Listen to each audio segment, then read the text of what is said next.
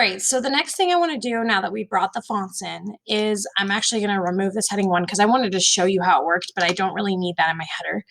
And actually, I'm going to remove all the text in my header. So I just want my header to be blank. And here's why.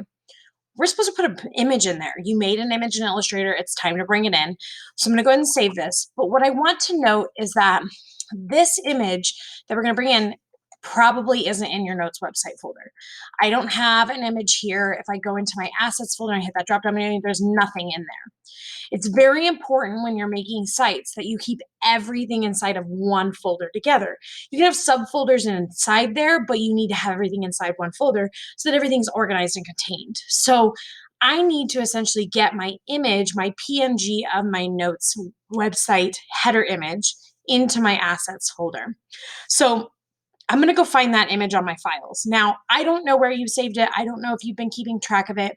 If you need to go to Illustrator and you need to go to File, Open, Recent to find it, that's fine. You can have it open in Illustrator like this and go to File, Export, Export for Screens, and then choose the folder you want it to export in. When you name it, don't put a space in the name. You can use a capital letter if you need to, but don't put a space. And you can go to the folder and then find your notes website folder inside your digital design and your assets and select that folder to export it. Remember, you need to be exporting as a PNG because we don't want a background on this file.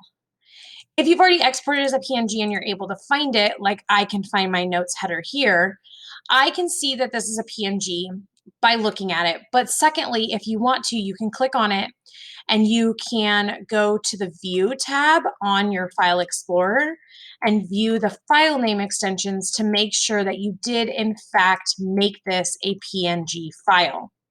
It's very important that it's a PNG with a transparent background because things are going to come through that transparent background.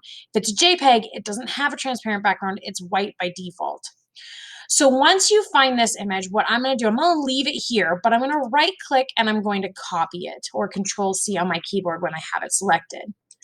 I'm then going to go back out to my Digital Design 1 folder, go into my Notes website folder, into my assets, and I'm going to right click, paste it, or Control V on my keyboard.